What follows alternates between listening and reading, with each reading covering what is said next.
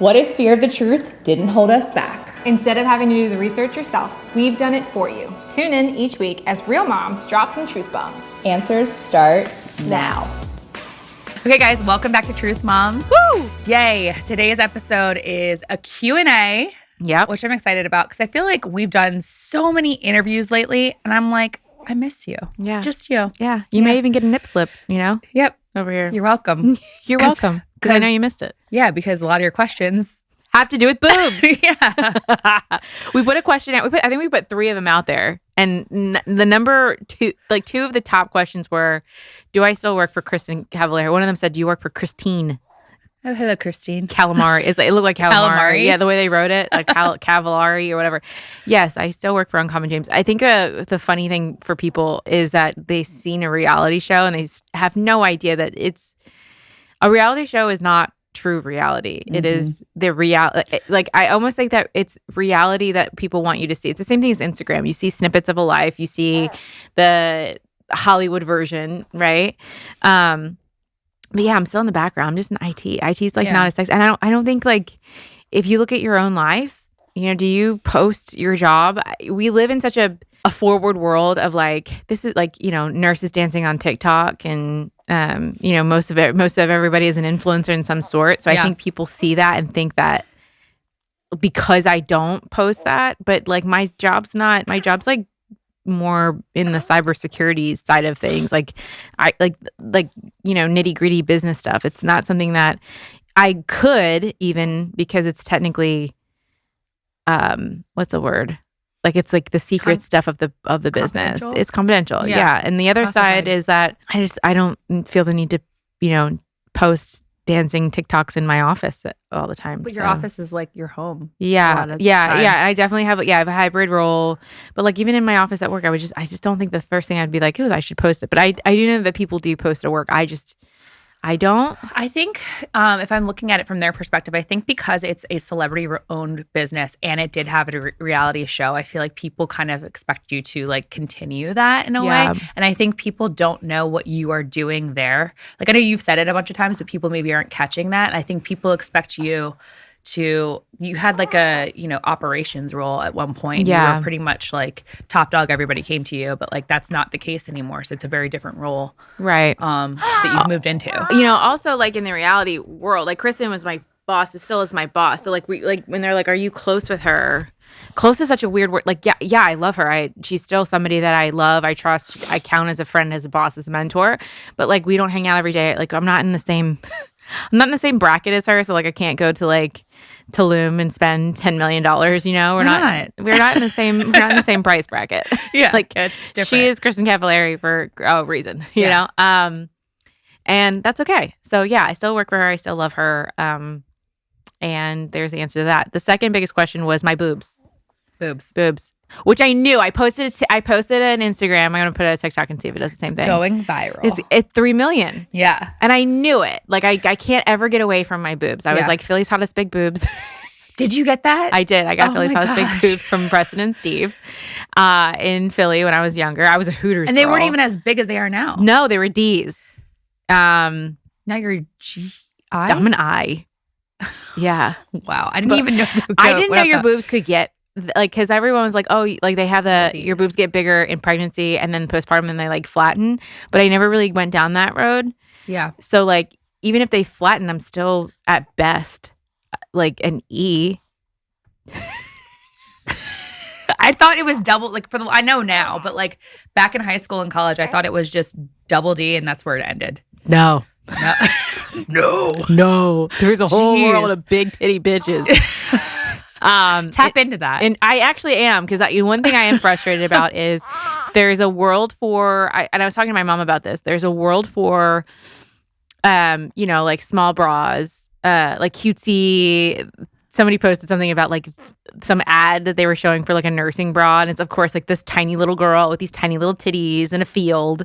And she's just like, I'm like, that is not me hunchback leaned over trying to like cover my breasts in public. Or like the big like like big bras tend to try to like be super sexualized. So like a lot of ones that do fit are like they're trying to be like lingerie. Like, oh, look, we can be sexy too with big boobs.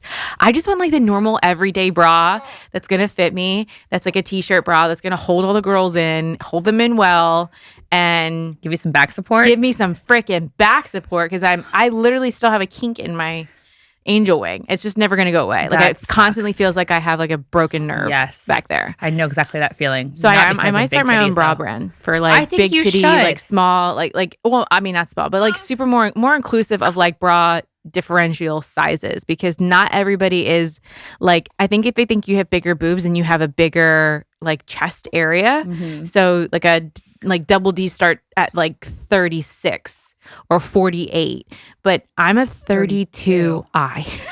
Like that is like I have like your this frame tiny is little small. frame Yeah. and these big old boobies. And there's a lot of women out there Okay. like that. It came into my head. Brittany Taylor, Big Titty by Brittany Taylor. BT by BT. BT. You've got that going for you. You're like, no. The big titty bra brand Yeah. By BT. by BT. Yeah. Look at That's a something like thought. that. We're on track. We're there. We're You tracking. should. You should do it. I feel like, I mean, it's your biggest question. So, Yeah. and I know it's a problem out there. I listen to podcasts and there's a girl. But I that's saw having some the of same these problem. comments on that viral and they're like, oh, you have no taste. And I'm like, oh my God, you know what? First off, Oh, like the jumpsuit? there is no way. It was funny because the jumpsuit was such a perfect fit when I was on Very Cavalier. Like it's one of my interview suits. Yeah. And it was such a perfect thing. It was like, I loved it. I still have it. And I was like, oh, I wish I could I wonder if I could put it on again. And everything but the top fit. And I thought it was hilarious. It's hilarious. And I sent it to you guys. I sent it to my friends ahead of time. And I was like, Yeah. is this a lot? And you guys were like, oh, it's kind of. And I was like, you know what? I don't care. I'm tired of hiding behind my boobs because those comments are exactly the reason why I don't wear. I feel like I look curmudgeon because like I'm so scared to show my bodice because it comes off sexualized because my boobs are so big. yeah. So even when I don't try, and that's how I was in high school. That's why I got super made fun of because like my boobs came in early. They came in 7th grade. I had double D's in 7th grade. And nothing fit. And back then it was the same thing that it is now where it's like these tight little shirts. And I can't wear that without looking like a balloon. Like it just doesn't work. I almost want to do like a fun one of like things that big booby people can't wear. You should. I had the opposite problem. I didn't have any. No, And that's I- nice. You don't have to wear a bra. No, but I really wanted to wear a bra. So I got this training bra, and I don't know if I can describe it perfectly or not, but like essentially it was just like extra fabric and it was like silky. And I had a t-shirt on over top of it, and it looked like I stuffed my bra. So they would go around calling me. They'd be like, the quilted quicker picker upper, Courtney. Really? Yes. See, I had the opposite. I would go into the big Funny. girl's bathroom and they would like, oh, you don't stuff your bra, prove it. And I would have to show them, like I would like flash these girls and they would Oh. leave the door open and yeah. No. Our Lady of Fatima, like rest in peace, like that school. Yeah. I basically lived in a neighborhood. So the neighborhood was split between row homes and single family homes, right? And because I didn't live in the row home, I wasn't cool. So that was behind the church. And so that was like this huge neighborhood of kids that all loved each other, but they all collectively bullied me. They bullied me because my grandmother was Thai. They bullied me because I was nerdy. They bullied me because my boobs came in quick. And it's so funny. A lot of them will like talk to my mom and forget any of that happened, but I don't. Yeah. But anyway, long story short, yeah, it was the same but opposite. Because I had big boobs, they made me flash them and show them and So assume that funny. I stuffed my bra. And I wish I didn't have to. You would have been great at our school. I because wish I had to, I mean. everybody that had big boobs at our school was loved. I mean, absolutely just, they were the popular girls and like no one made fun of them. What school did you go to? I went to a private school. I went to private school It was though. A called- Catholic school? No, it wasn't Catholic. It was called Independence. It was in Delaware. Oh. It was a small private school. I don't know how big it is now, but there was about, I would say 50 people in a class. Yeah, maybe. So my school was also small, but because it was Catholic and very conservative, That's why. yes, that's why I think. Because also I was the first one in my grade to get their period, and I'll never forget that they made me go. So we had a church connected to our school, as most Catholic schools do, and they filled it up like a town hall because I bled on the desk, and so no one knew how to explain it, and they got me to sit up on the pulpit, like where like you read from the books. What? Yeah, and explain to them what was happening to my body. I will Never forget that. Did that to you? Yes. But at the time, I thought it was cool. I was like, okay, cool. I'll talk about it because I wasn't ashamed about it. What made me feel shameful was afterwards when all the girls used that against me because it hadn't happened to their bodies yet. So that's what made me weird. Wow. Yeah. Looking back on it, I was like, that's super traumatizing. So I got Thank you. I got mine early too. And I was dating a guy at the time in 5th grade. And I was like, hey, I'm sorry, I've been really moody today. Like I got my period. Like just told him, like, you're my boyfriend. Like I'm thinking I can just tell you things. I live with 2 males. I tell them everything. He was like, I'm breaking up with you because I got my period. Like he thought it was so weird. He broke up with me. So I'm like, okay. I wonder where that guy is today. I know exactly where he's at. Actually, like we're good. We're good now. Yeah. He ended up moving to Germany and he's back in North Carolina. Oh, He's good. with the girls that have periods. Yes, because he's had a baby. So So he knows now. he's like, all girls have this. Oh, I made a mistake. She's the one that got away. Yeah. I broke up with her because she did something normal. Right. Never forget that one. Oh, wow. That's great. It's a good, The things that you don't forget about your past, No. The things that just shape you as a person, just make you stronger. Yeah. You would think that I didn't like public speaking, but I actually love it. Yeah. From I was that going to say that. moment. That's like your first podcast. Mm-hmm. Yeah. Let me tell you what's happening in my body at 12 years old. I'm bleeding from my vagina. I'm bleeding from my vagina. There's a hole down there. There's actually 2. Yeah. I'd done all the research too Or on 3. it. I literally, I remember like clear as day, I'd done all the research to like explain. Wow. I was so You proud have of not it. changed. Was it peer reviewed? That's probably why. That's probably why I am where I am now. Because I'm like, you know what? You guys are all dicks. Yeah. You know? Yeah. No, seriously. And then they all started getting their periods, and you're like, You know what? I what? told you this was going to happen. You shit. Thank you for the bullying. Thank you for the bullying. No, honestly. it made me who I am. I think about that all the time. I'm like, you know what? I hated it at the time and I was like, get me out of here. But like, I look back and I'm like, you know what? That really shaped me as a person. Well, you know what? If you can make it out of it, this is where it's not for the weak. Oh, not, yeah. I hate saying not weak mind is the wrong word because God rest the souls of the children that commit suicide from bullying. But it is something that you have to like. My mom, as tough as my mom was, one of the things that she said to me that helped me get through it was like, you're going to be here for 2 more years and you'll never see these people again. Because I went to a totally different high school.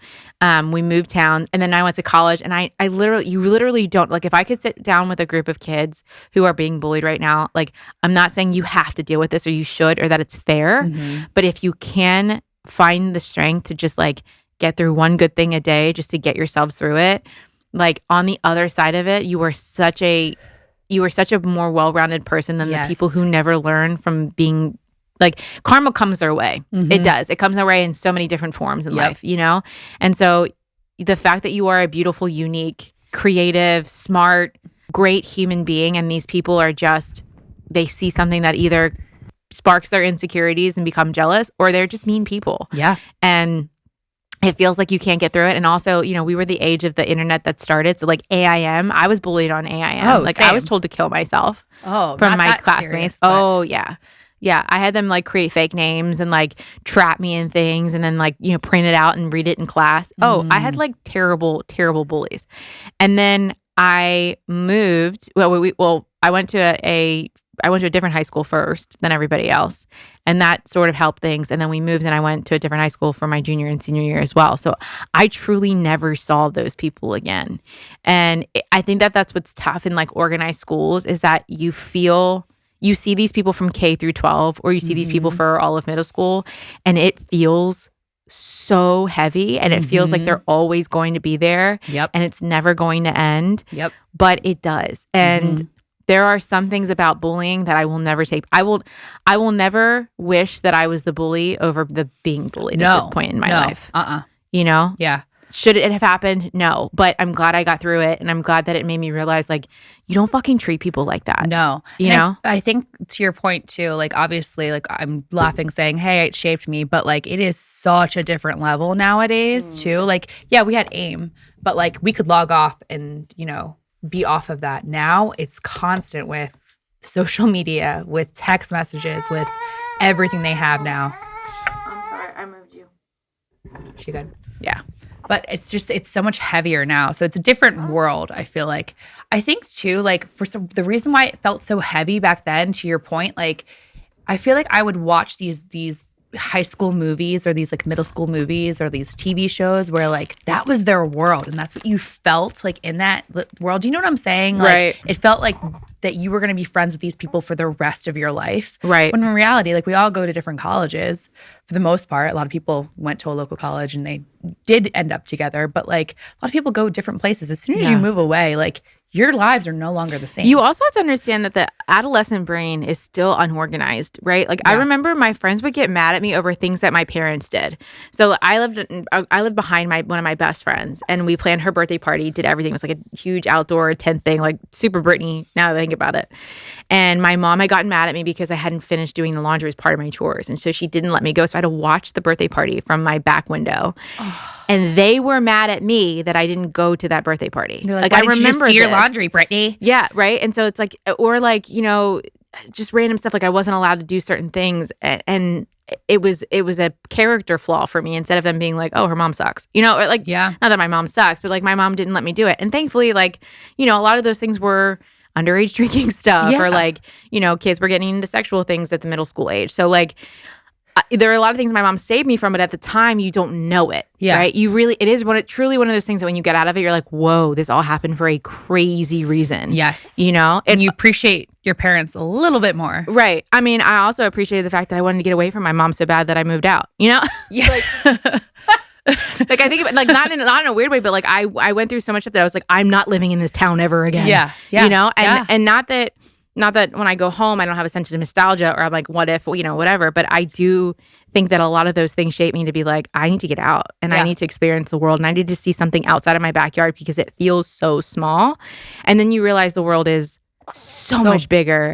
And those people are just blips. Yes. We were talking about this the other day. That specifically, I mean, maybe it's just because where we grew up, but I feel like that Delaware, Philadelphia, kind of New Jersey area, just it's a bubble. Like, and everyone does the same thing over and over again. It's a big little town, which is so crazy because you think like when we moved to the South, like Nashville, right? You think like these tiny little like Southern towns are like that. Exactly. But it also feels that way in big cities because you really do just kind of hang out with your crowd. Like, especially like Delco, New Jersey, and like lower Delaware. Like you're like, this was a bubble for us. You know, we all went to the Rehoboth Beach or the Promenade. Yeah. What was it? Seattle City. You know, we all hung out the same crowds.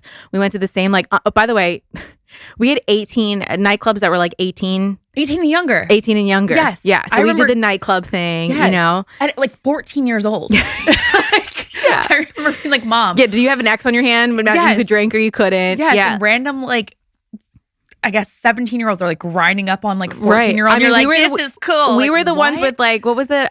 Corporate hoes and CEOs or something like that. You know, like we were like shorts go. Yeah. Like we literally like we lived in a totally different space. And so if you were on the receiving edge of bullying, it felt like it was never ending because those people showed up everywhere. But now I go back, and this is not to say like your life, you know, it's just not the life that I want. I go back and like their lives revolve.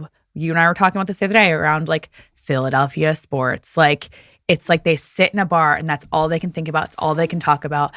Like it's just the same thing. Oh yeah, like the old school, what is it called? The dive bars, like the old school dive bars, you know, the neighborhood stuff.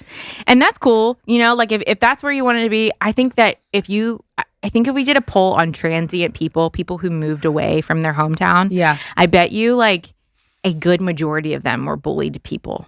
Yeah. I bet you a majority of them were like, or just wanted something different. Yeah. You know what I mean? Yeah. Like they just felt stuck and they were like, I got to get out. Like I bet you it's like 90% of people were like, yeah, I was fully bullied. And I knew that I couldn't be there because I didn't want to see those people ever again, you know? Yeah. And when we go home, we were talking about this the other day too. Like I go home, I pretty much hide at my dad's house and he doesn't really let me leave. He's like, you're here, you're staying here. We're getting as much time together as possible. But like, I have like 2 or 3 friends and they come to see me because I don't really have a car to go anywhere. And like, I don't go out to the bars. I don't want to see anybody. I don't want to run into anybody. Like I don't like going back because all of that, the flood of like negative energy and like, the way that I was treated there just comes back. I become this like scared little girl again in a way, but I've just grown so much from that. It just doesn't feel good to jump back into that. There's a few people that last time we went home, I did go to my high school and saw one of my teachers. And again, there's a few people in your life that are like, okay, this person saved my life. And honestly, Miss Purnell, who's now Mrs. Reavers, she's the reason. She was like, just get out of town. Yeah. You know, like she was that person for me. And there are like one or two people in my life in my hometown that I'm like, I'm dying to see. I want to see how they are. I miss them. Yes. And then I'm out. Yeah. I can't, like, there's no reason for me to like enjoy it. And also too, I think like the way that we live in this world now, like Philly wasn't what it was when I was younger. You know, like I was a bartender on Manayunk. We want to talk about that? Is that one of my questions? No, I'm sorry. But for somehow we made the connection that we both worked at the same bar in Manayunk. It's a huge bar. They had like 15 bars Mad inside River, of it. which is no longer. At this. Oh, is it not? I worked there for a very short, I think like a month or something like that. But at the same time, Brittany and I worked at the same bar. But okay, I digress. Sorry, go back. Okay. I thought it was funny. Yeah, it is funny.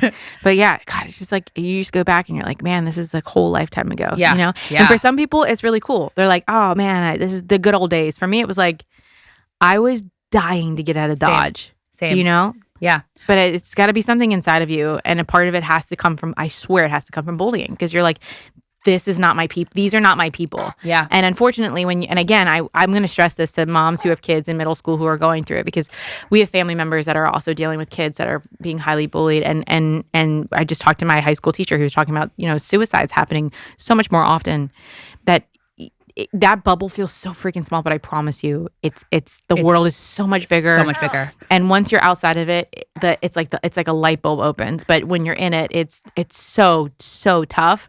And you know, to recognize, like, you know, my mom wanted me to be the tough kid, and so she was just like, "You'll never see these people again." And thankfully, that was like, I was a good enough message for me to get out of it. But you really have to pay attention now, because like you have the online world. They don't have anything that stops. Like you were saying, like there's no way to turn it off right now. No. It's on everything. Yeah. So like PJ and I said together, like once these kids start school, like for birthdays, right? We're like, we're going to go we're going to travel. Yeah. We want them to see love a that. whole different world, to get them off whatever screen cell phones that they may get in as they're older, and just explore the world and like see other people, because it feels suffocating when you're going through it and you're in it. And if you don't see a way out, or you don't see that like there is an end date to this, it can get pretty scary for your kiddos. Absolutely. You know? Yeah. No, it's just that they can see a deeper meaning at such a younger age. Like there's more out there, like you were saying. Like Fievel. Somewhere. Oh my God, you're gonna make me cry. Don't sing that song. That song makes me cry every single time. Me too. I just started crying. Yeah.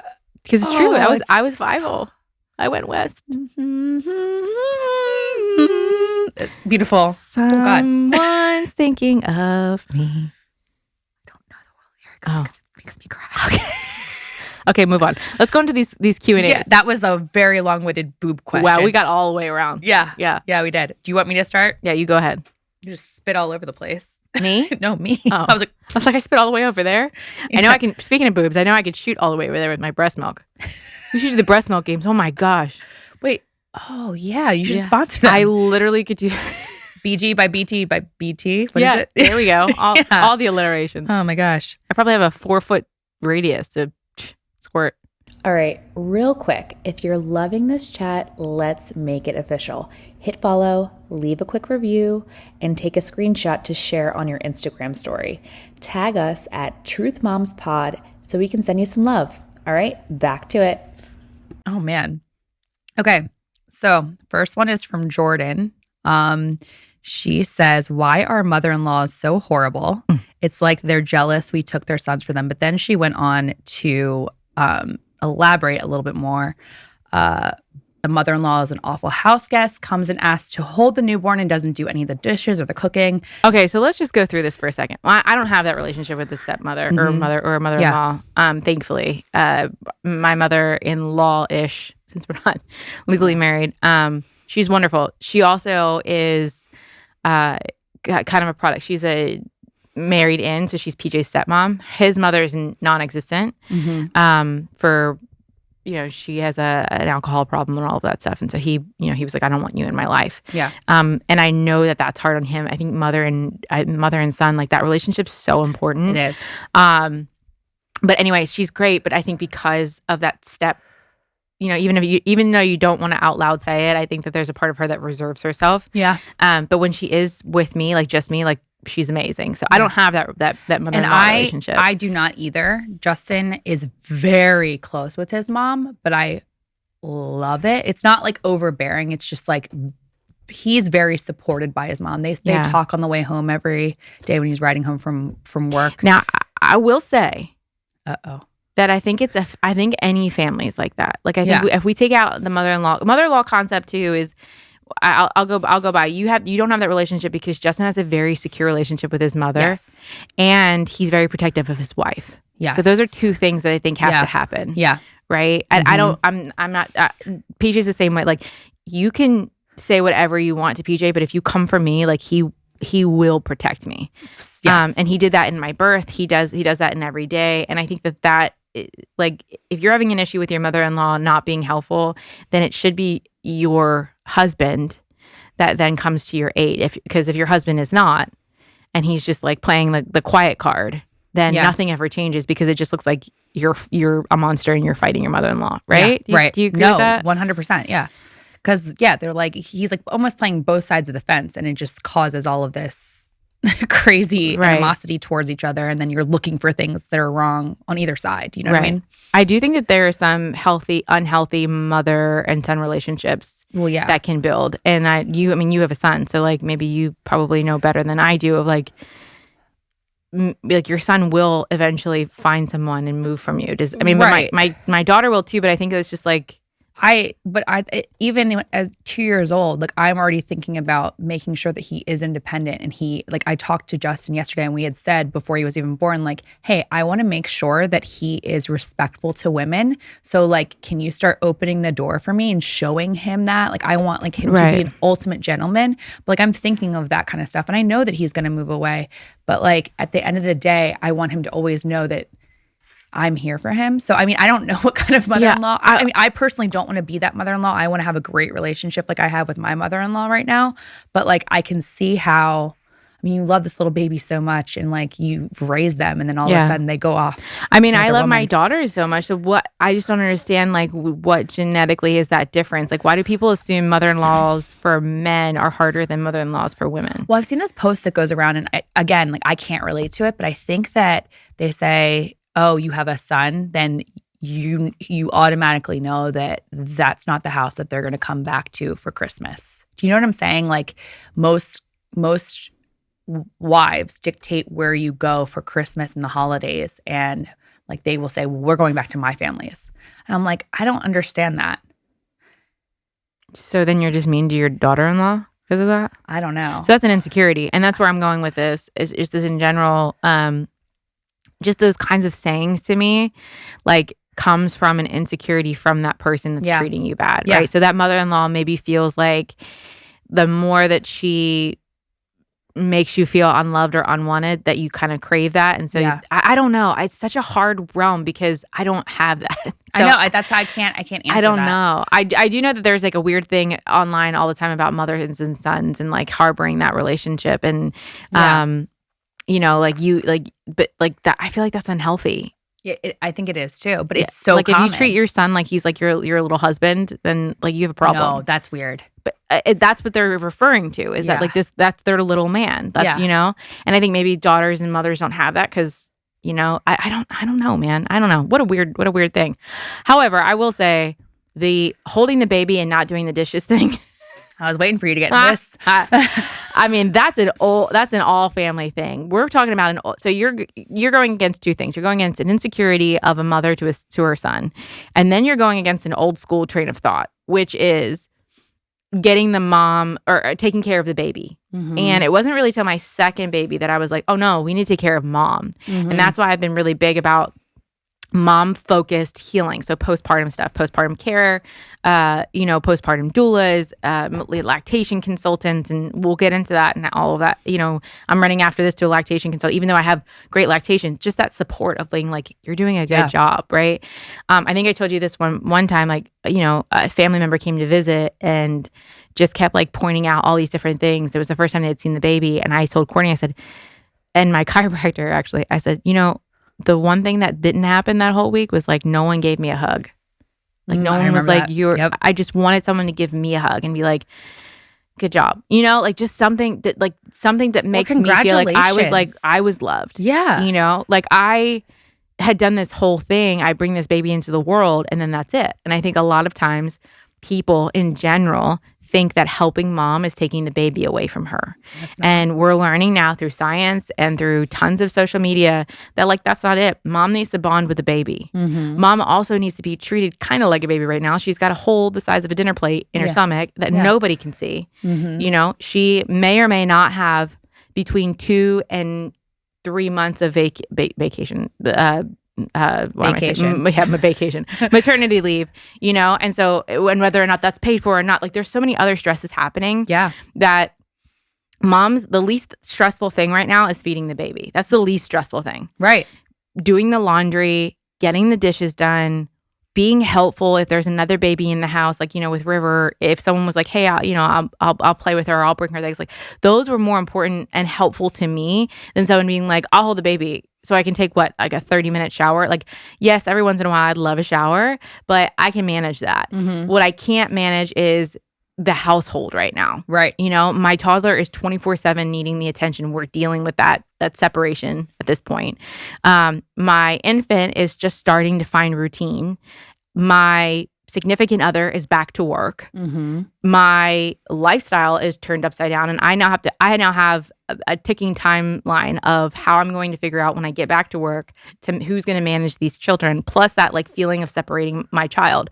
So the last thing you should be doing is separating me from my child. Right. But is their mindset just like, well, I'm so excited to see the baby. I just want to get as much time with the baby as I can possibly get. And that's like, what people need to get that out of. It's not about you and that baby. Right. Unfortunately. The baby's not going to remember. Right. And I even had like, you know, we'll probably ruffle some feathers here, but I even had like, I sent out to my friends, hey, when you come, like, please don't bring your kids. I don't want your kids to hold the baby, no kissing, you know. And even some of my friends were having a hard time with that boundary. They were like, well, she just wants to hold her. And I'm like, yes, but you have to understand, like, this is a 2-day-old baby. Yeah.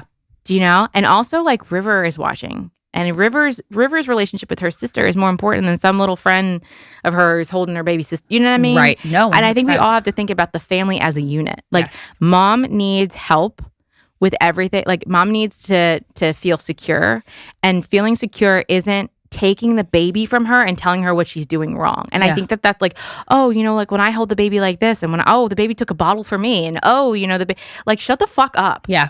Yeah. You know, I need someone to be like, hey, are you good? Did you eat today? Are you hungry? Yes. Do you want to go lay down? Do you want to take the baby and lay down? Do you have laundry to do? Like, or like, hey, do you not want to be bothered today? Do you want to just shut the door and I'll just, go mow your lawn or something? Like, there's so many other things that you could do that would be helpful. And in the same form, like, you have to watch how you talk to mom. She's so fragile. Like, I am, like, my poor mother sent me something today about Easter. And she was like, oh, I sent an Easter basket for River. I was like, I already got River an Easter basket. And she was like, yeah, but she needs things to keep her busy. And then, like, in the text message, she meant just like, I want to make sure you have enough for her. So, like, whatever. But how I read it was, well, you're not taking care of your kid well enough. So I got her some extra things because, she needs to be taken care of and you're not doing a good job. That's how I read it. That's how you read it. Because I'm in my postpartum mode. Right. And I literally had to erase the message, but I originally was like, I can take care of my fucking kid, mom. Like, I wanted to send that message and then I just deleted it. Yeah. Because I was like, that's not what she meant by it. Go take a freaking chill pill. Yeah. Sit down for a second. Yeah. But if that's coming all at you at once, like, it's, like in the mother-in-law, where you already have like a strained relationship maybe with her, and now you're in postpartum, everything is amplified. Yes. And you have to, like, also you have to be afraid. You have to not be afraid to lose your shit sometimes. Yeah. I think so. I think it's okay to freak out. I think it's okay to cry. It's definitely okay to cry, but it's definitely to be like, you know what? You know what would be really helpful right now is you not to act like a bitch. Yeah. I don't know. I personally think getting it off your chest. Right. I snap my mom all the time. I feel bad afterwards and I say, you know what? I didn't communicate that well, but it's just how I am wired to react to her from how I grew up with her. Right. And I feel bad. And I know she's trying to help, but sometimes it's just like, especially if you're a people pleaser, I think. Like, I'm a very Yes. big people pleaser where I don't want to hurt feelings. Yeah. And so the problem is it winds up so tightly in me that it comes out in like anxious breakdowns. And Yeah. I don't want to do that anymore. Yeah. So now I'm just going to be like, hey, this is how I feel. And, you know, the person who's in that environment has to know, especially if they're a mother who has given birth, who has had babies. Everyone's, I don't remember that time in my life. Like, you know, through Instagram and social media, you know, through science, you know, through your own feeling and your own physiological like journey, that you're not well in that moment. And even if you are not going through postpartum depression, you're still going through some part of postpartum. Like, there's a lot happening hormonally, physically, emotionally, mentally, all in that same time. And so you have to be fragile with mom. yeah. And you have to think about what she wants and stop putting your own like need. Oh, well, I didn't get to hold, I'll never forget. There was somebody in the house and was like, I didn't get to hold the baby. I'm leaving in 5 minutes. I need to hold that baby. Why do you need to hold my baby? Right. Like, what's the entitlement there? Yeah. Yeah. Why do you get access to my I baby? came all the way over here to hold the baby and I didn't even get to hold the baby. Like, yeah. this is not about you. But that happened. And it's so funny because people are like, this is such a tired talk, but it happens. It literally happened to me. And it just, All the time. we're newborn land. Like, Yeah. it people still don't get it. It's your second. Yeah. Yeah. Pop off. Yeah, like, just protect the mom, dude. Yeah. Like, you will get so much time. And also, you don't need to be around a newborn baby. Like, I get it. It's an addictive smell. It's an addictive smell, but honestly, like, if you're not the mom, it's kind of boring. Yeah. Do you know what I mean? But like, name another species of animal in which they just take the baby away from the mother. none. None. None. Mama bear is There's mama bear not, for a reason. Like, they sleep with their child. Yeah. And we're like, oh, you need My to job separate. is to eat and heal and sleep, and her job is to poop and grow and eat. Like, Yes. literally, like, we just need to get on a cycle. She needs to be like somewhat not comatose for the world so that she can Right. grow and be a good human. And in order for that to happen, we need to bond, and everything else around that can be taken care of. But you need to step back out of your ego that you're there to hold the baby, because you're not. No. All right. What's the next question? Oh, do I get one? Let's see. Oh, I had one for you. I'm scared. Because people know that you were very pro Maha. Yeah, and so one of the things was like things that you swapped and loved, like things that you swapped that are more quote unquote healthy or more more body friendly. Yeah.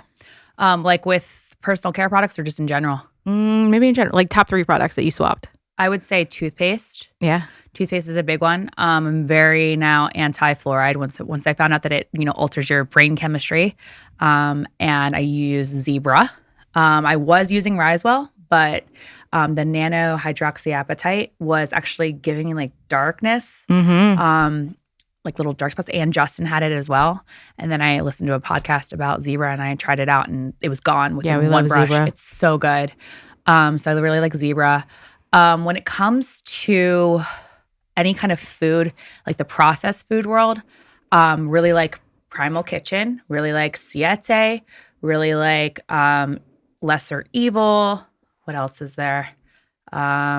Jovial is really good when it comes to like pasta, like gluten-free pasta or einkorn pasta. So really enjoying those. What are some other swaps that I make?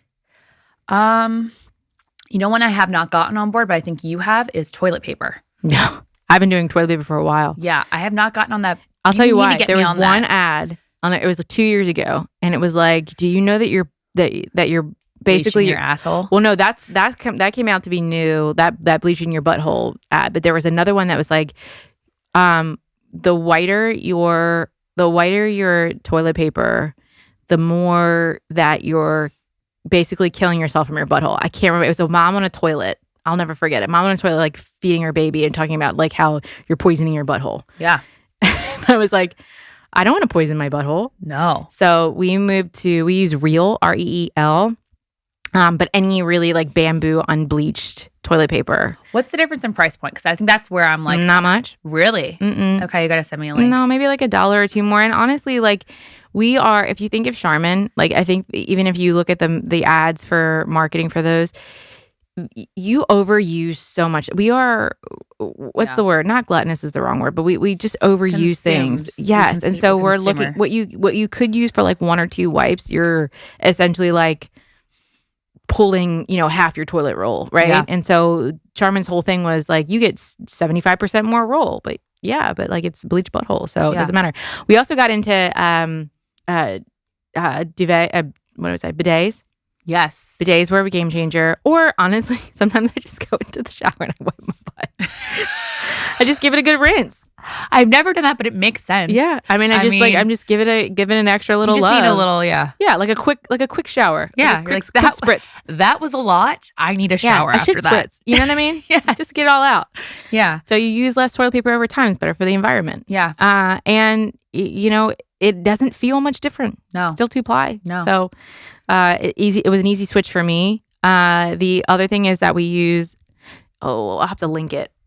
It's like a coconut. It looks like a paper towel, feels like a sponge, and you get like the use of like seven paper towel rolls out of it. So my whole family comes over. That's the other thing, is that they impose their feelings on me, and so they go to Costco and buy like a huge thing of toilet paper and a huge thing of paper towel because I don't do that in my house, and they literally make fun of me for it. They have a closet.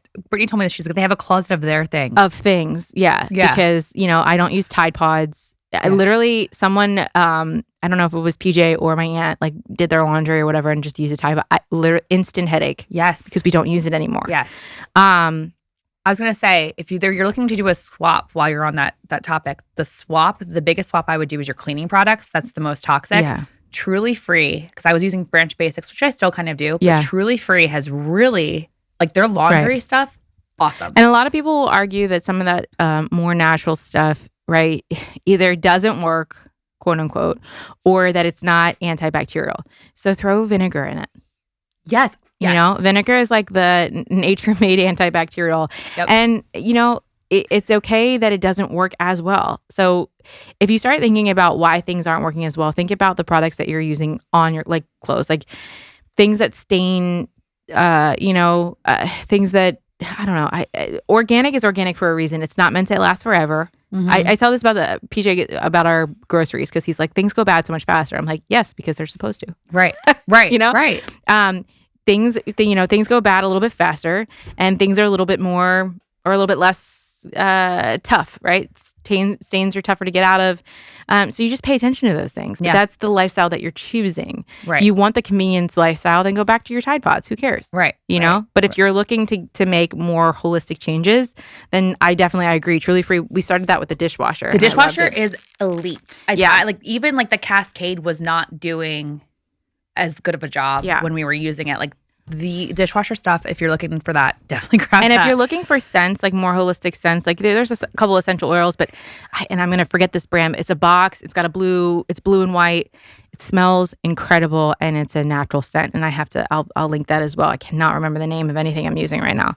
But yeah, I agree with you. Cleaning products are the first thing that you can make an easy switch. And it's not much more expensive. No.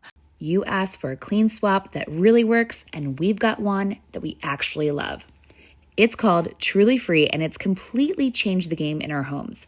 Truly Free makes non-toxic, refillable laundry and cleaning products that are safe, effective, and smell amazing without all of the harsh chemicals. You can grab their laundry bundle or bestseller bundle for just $39 using our special links found right in the show notes. Plus, for anything else you grab from their site, use code TRUTHMOMS at checkout for a discount of 30%. Cleaner products, healthier homes, zero overwhelm. Now, back to the episode. How do you feel about organic fruits and vegetables? Do you still buy organic fruits and vegetables, or are you just buying regular and then like doing like a vinegar bath? Because I still buy organic technically because I just don't believe that all the pesticides are getting out and how they're grown and everything. But now, like what I'm seeing is like you don't necessarily need to. It's just the problem with organic, the problem is the same thing as what was it back then?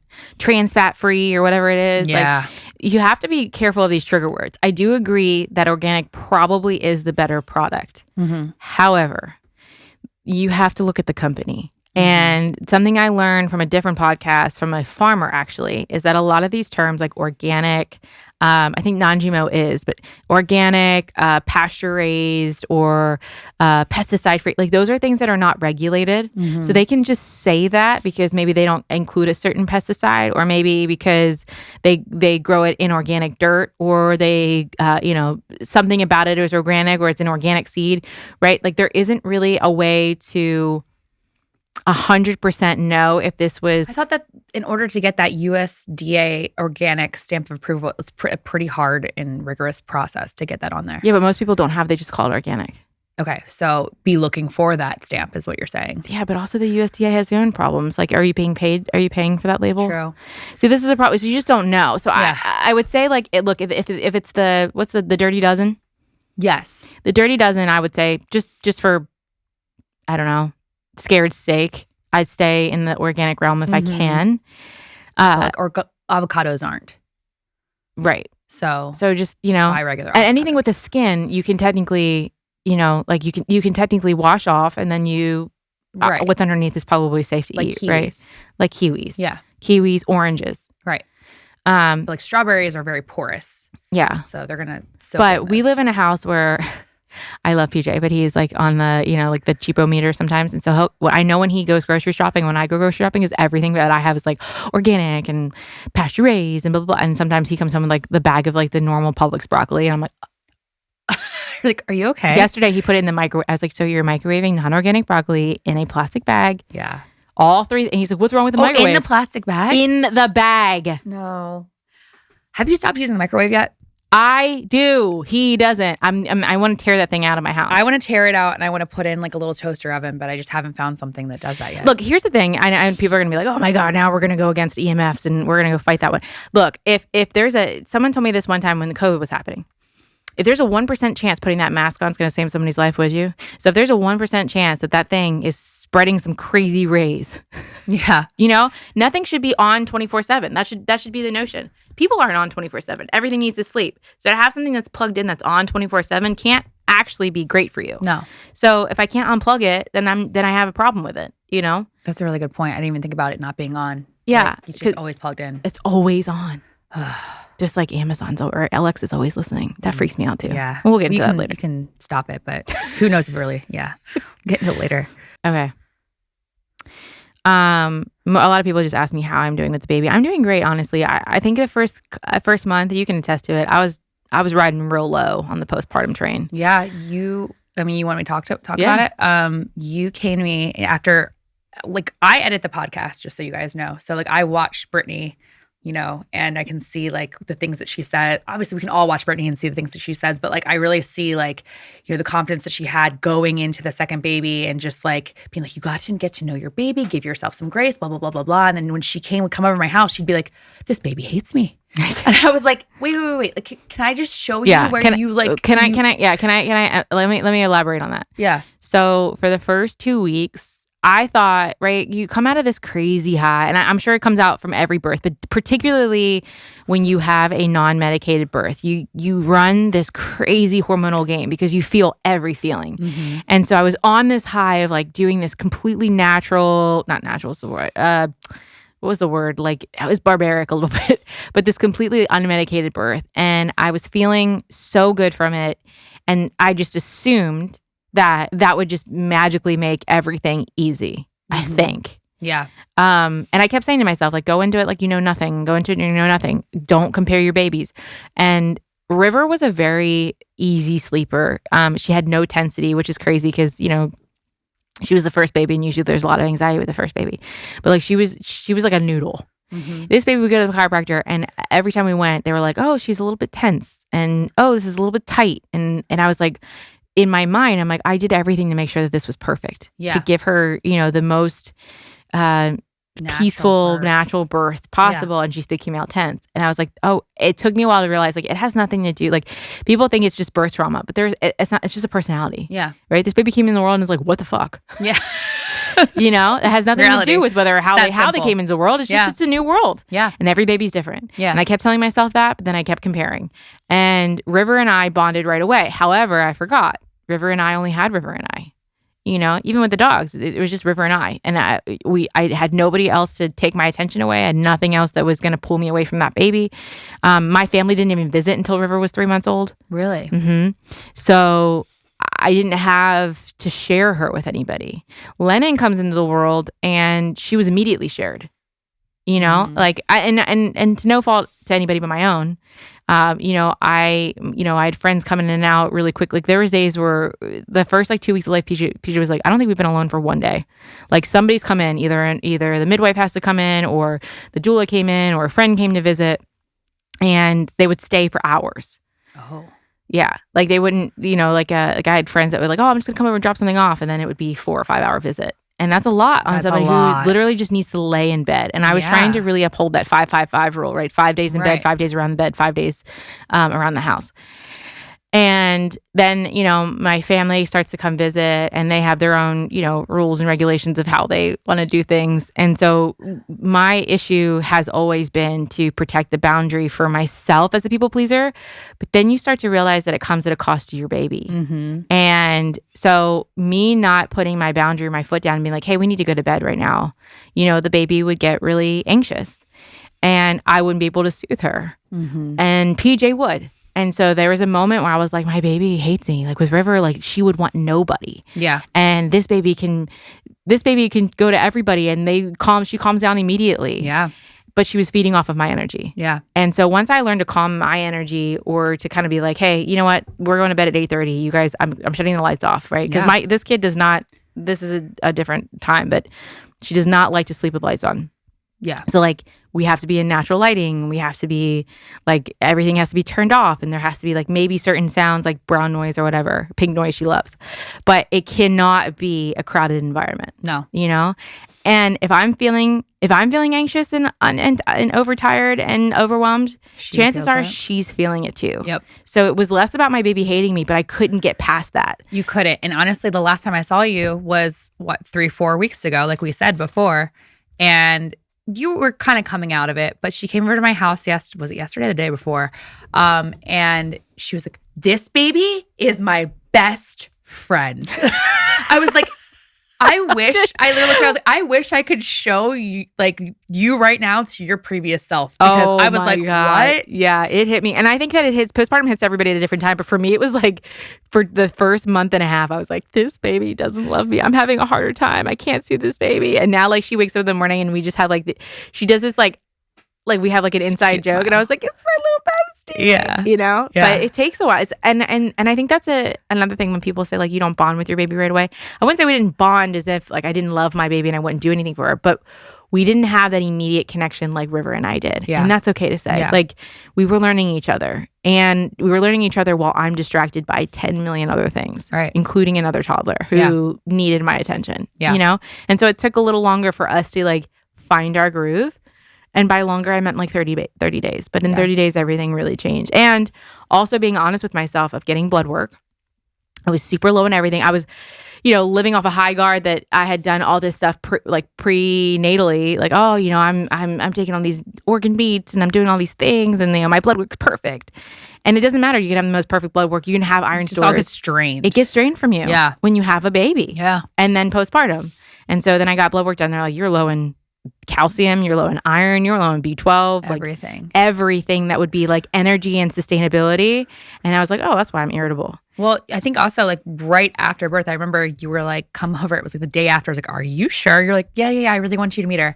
And I walked in and Brittany didn't look like she gave birth at all. I was like, are you good? She was like, I feel great. Yeah. And she was like, it's such a different feeling. Because explain why. You had said the reason why. I think you just choose your hard. Now, obviously, this is different for everybody. But I feel like it was a new baby, River. And so I think not knowing that your body is going to change. You're not going to, your pregnancy belly does not go down right away normally. And, so knowing that there is going to be a starking difference when you look at that mirror. And also we, with the epidural and the IVs at the hospital, I blew up, very puffy. Yeah. And in this case, I was like extremely dehydrated because I was like letting a train run through me, you know? Yeah. So I was like, maybe it was like a God wink. Like they were basically like, hey, you choose your heart. You can either have it not easy, but easier at the hospital. And then when everything wears off, you're like, oh, this is the pain. This is, you know, a little bit of pain here, or a little bit like, you know, my body's adjusting here. And then the second baby, I let basically a train run through me. And so nothing felt, I was like, well, I can take anything. Yeah. If I can take that pain, I can take anything. Yeah. And so I just felt like physically healing was a lot easier. Yeah. The mental healing was a lot different this round. Yeah. Emotional healing was a lot different this round. Yeah. And that's what I wasn't You also bargaining had for. River too. Like you had to worry about her and her like changing everything. I think that was another Right. thing on your plate. Do you want to do one more and then wrap it up? Okay, let's do one more. Someone said that they're 14 weeks pregnant. And with my second little girl, Lauren, congratulations. Still sick, lots of bad days. Any holistic recommendations? I'm not the one to talk to about this. I don't get nauseous. Really? No. This is the thing. I think I gained so much weight my first trimester for my first baby because number one, I went off of Adderall. And obviously, like that's a suppressant. Number two, instead of throwing up, I ate. So I just don't really get nauseous. Holistic recommendations I have outside of like what you could take. Because there are kind of like a natural anti-nausea. They call it nausea knockout, which is basically like a insane amount of ginger. Yeah. Ginger chews. Ginger chews could help. What helped me, this is going to sound silly, but like the very first second you wake up, like bite a piece of steak.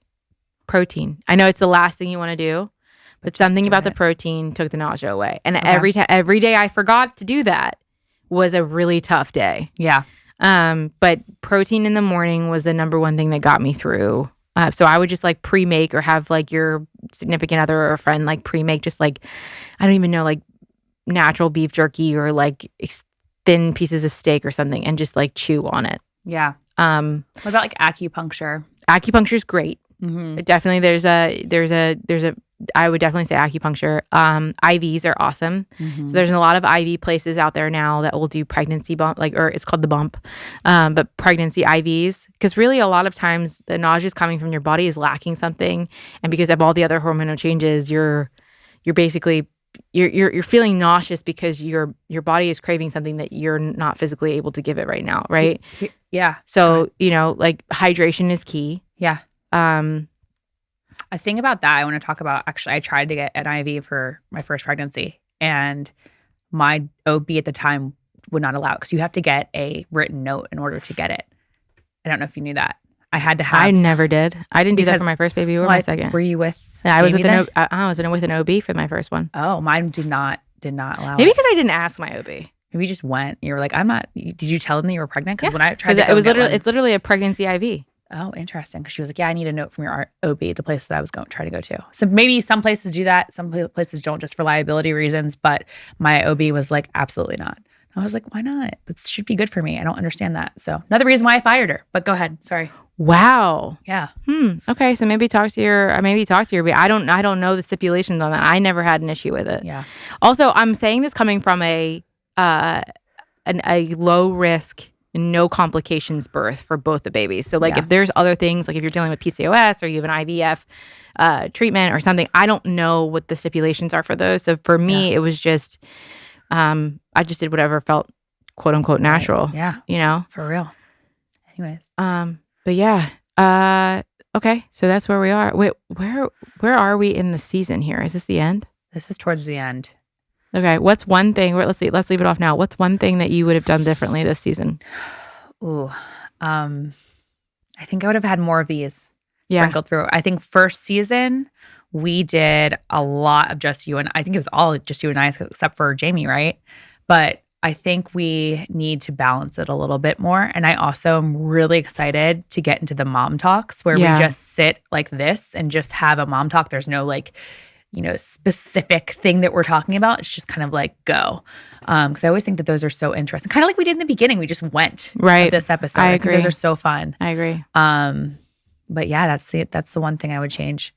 Because I don't want to be like other podcasts where we're just sitting there doing a bunch of health and wellness interviews. Right. Because sometimes it can come off like fear mongering, I think, if we're just talking to the specialist about what's going on, you know? Right. And I don't want to do that. I want it to be very mom centric. I think being a little bit more mom centric. Not that I didn't And being okay to be wrong. I think because that's the thing. The reason why we did so many interviews was because people would be like, oh, look, they're and I've done this too. Actually, I just recently did this.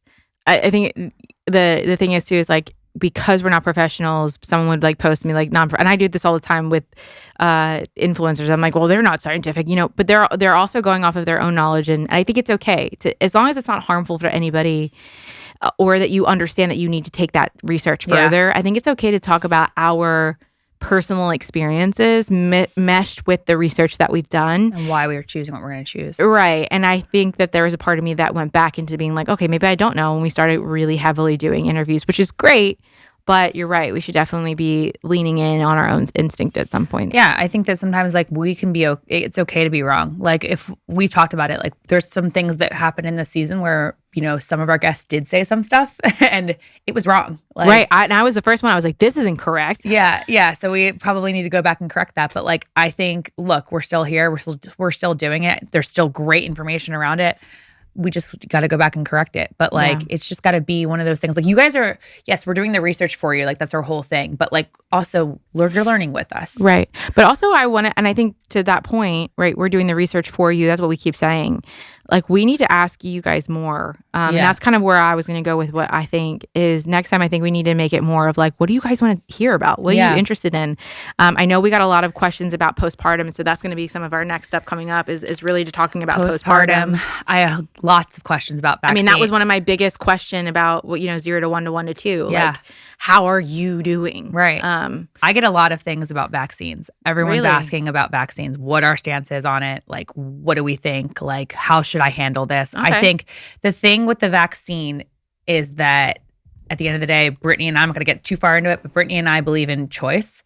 And like, there's reasons why we did it. And if we really want to get into the nitty gritty of it, I think it's going to be a multi-episode kind of series. Because I think when we talk about choice too, we're not saying choices in yes or no. We're also talking about delayed vaccinations or vaccinations. Or what you can do or how you can do it or what you can do to make sure that you're getting the best, because there are ones in there that have like a preservative free or whatever. I think we need to go into that world knowing that there are moms of different backgrounds who believe certain things, right? Instead of just being like, this is how I feel and it's wrong if you do it the other way, because that's not why we started this. Right. In that same breath, my biggest thing that I want to do in the next couple of seasons is I still want to talk to people that are from more diverse scenarios from us. Yes. You know, right now, I think you're listening to podcasts that are either totally agreeing with you or people that are like, oh, they're quacks and they know nothing, right? Because unfortunately, love them or hate them, RFK has taken a more polarizing view of this Make America Healthy Again movement. And you're seeing people come out of the woodwork that are like, now I'm pro seed oil because they're so against, him and what he's doing. And then you have people who follow him blindly. And I don't believe in following anybody blindly. No, there is nobody that's infallible. And in that same breath, I want to make sure that we're moms. There are a lot of other moms besides what ours looks like. Exactly. From diverse backgrounds to different types of homes. And I think those moms have a lot to say too, because we do come from a sort of more privileged sense that we are in, we are in a 2-parent household with very traditional, sufficient income to make the changes that we have. And I think talking to, single moms or moms from 2-mom homes, like things like that, or even just like talking to dads. I think it'd be fun to talk to some dads and get their perspective of like the things that we say instead of just bashing dads every day. So I think, as we move into this, I'd like to be more diverse and I'd like to hear what people want us to talk about. Yeah. Even down to like the topics. What do you guys want to see more? More interviews? Less interviews? Just me and Brittany? Like, we want to hear from you guys. So definitely let us know. Yeah. So as we move into our new space, which we're excited to show you. That's a big. I was gonna like save that for a grand reveal, but if you want to go ahead and talk about it, we'll do the grand reveal. But we have a new space. We won't tell you about it. We won't tell you where it's at. We're just gonna follow along for the new space that we're gonna be in. And you always see us pop into these like more familiar spaces every once in a while. But we are moving up in the world, and we've got our own little area. It's kind of very excited about it. So I hope you guys tune in to next season and keep searching for the truth. And that's all you can do. Did I just Maggie, I don't know. What is it? What did you? It was Why are you just looking really at me like cute. It that? was really cute. You're like, just keep searching for the truth. Keep searching for the truth. Your truth, my truth, or the truth that matter. All right. Until next season. I love that. Thanks for tuning in to Truth Moms. Remember, mamas, the truth starts at home. If you enjoyed this episode, don't forget to subscribe and leave us a review. It really helps us reach more moms like you, and plus, it's free. Until next time, stay strong, stay curious, and we will keep dropping those truth bombs. Bye.